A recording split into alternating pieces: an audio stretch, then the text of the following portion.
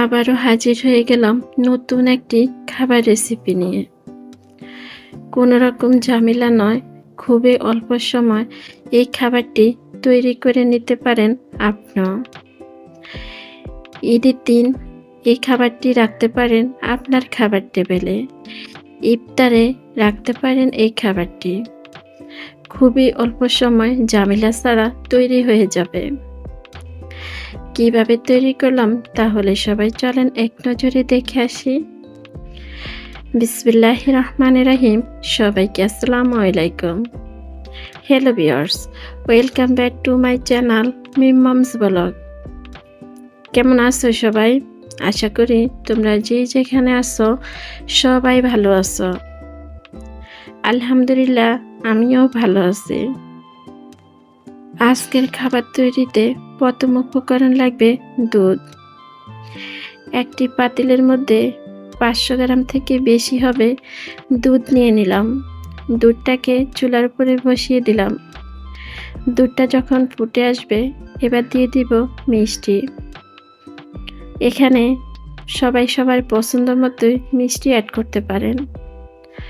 অনেকে আছে অনেক বেশি মিষ্টি খেতে পছন্দ করে, অনেকে আছে অল্প মিষ্টি খেতে পছন্দ করে, তাই পছন্দ মতো মিষ্টি অ্যাড করতে পারেন। এবার দিয়ে দিলাম একটি এলাচ দিয়ে চুলার আঁচটা কমিয়ে রেখে দুধটাকে ফুটিয়ে একদম ঘন করে নিতে হবে। এই খাবারটি তৈরি করতে দুধটা কিন্তু ঘন করে নিতে হবে, তাহলে খাবারের টেস্ট একদম ভিন্ন রকম আসবে। দুধটাকে কিছুটা সময় একটু নেড়ে চেড়ে দিতে হবে যেন নিচ থেকে লেগে না যায়। দুধ আরও বেশি করে ঘন করার জন্য অ্যাড করতে পারেন গুঁড়া দুধ। এখানে 3 থেকে 4 চামচের মতো গুঁড়ো দুধ দিয়ে দুধটাকে দিয়ে দিলাম পাতলা দুধের সাথে যেন ঘন হয়ে আসে। গুঁড়া দুধ দেওয়া হয়ে গেলে হাতার সাহায্যে দুধটাকে আবারও ভালো করে নেড়ে চেড়ে নিতে হবে। চুলার আঁচটা কমে রেখে দুধটাকে বেশ কিছুটা সময় চুলার উপরে এভাবে রেখে দেব।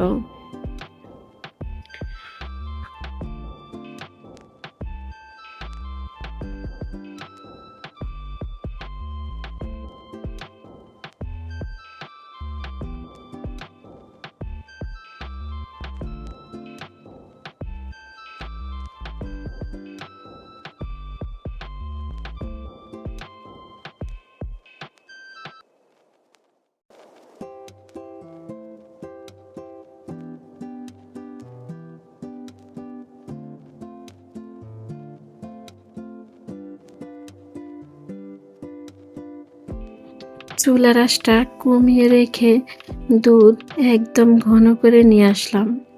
চুলাটা বন্ধ করে দিয়ে দুধটাকে এক পাশে রেখে দিলাম। এবার আমার লাগবে পাউরুটি। এখানে আমি বেশ কয়েক পিস পাউরুটি নিয়ে নিলাম। এবার আমি পাউরুটিগুলা কেটে নেব। আপনারা আপনাদের পছন্দ মতো যে কোনো কিছু দিয়ে কেটে নিতে পারেন। আমি একটি ছোট পটের মুখা নিয়ে আসলাম, একদম ছোট যেটা ওটা দিয়ে সবগুলি একই সাইজ করে আমি কেটে নেব। আপনারা আরও বড় করেও কেটে নিতে পারেন, তবে আমার কাছে এই ছোট সাইজটাই খুবই ভালো লাগলো। সবগুলি একই সমান করে কেটে নিতে হবে, দেখতে কিন্তু খুব সুন্দর দেখাবে।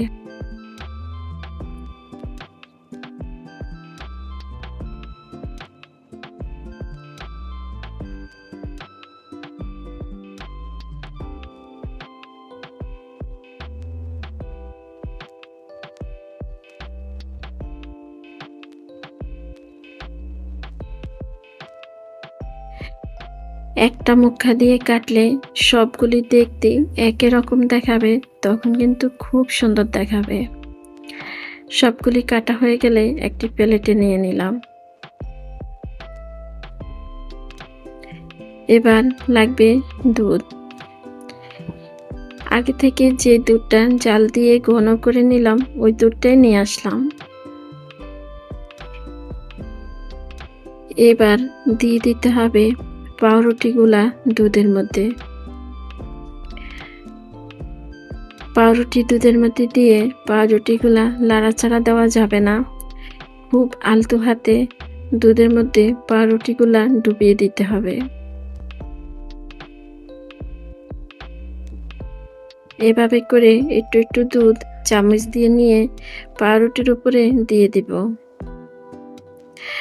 বেশি নাড়তে গেলে পাউরুটিগুলা একদম গলে যাবে, তাই পাউরুটিগুলা নাড়াচাড়া না দিয়ে এভাবে করে নিতে হবে।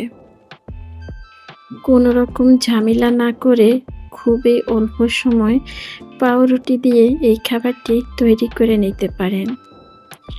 ছোট থেকে বড় সবাই কিন্তু অনেক পছন্দ করবে। খাওয়ার 2 থেকে 3 ঘন্টা আগে এইভাবে পাউরুটি দিয়ে তৈরি করে নরমাল ফ্রিজে রেখে দিতে পারেন। খাবার আগে দিয়ে ফ্রিজ থেকে বের করে শুধু খেতে পারেন। অনেক মজার একটি খাবার, খুবই অল্প সময় তৈরি করে দেখতে পারেন। আর আজকে আমার এই সহজ খাবার রেসিপিটি আপনাদের কাছে কেমন লাগলো আপনারা আপনাদের কমেন্টের মধ্যে আমাকে জানিয়ে যেতে পারেন।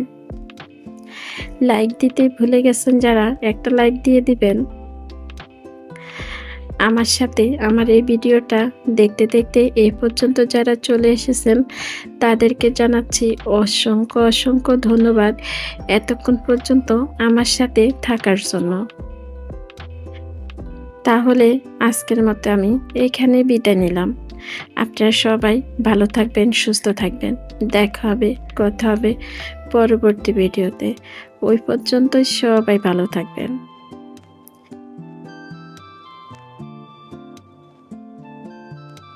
সবাইকে আল্লাহ হাফেজ। আসসালামু আলাইকুম।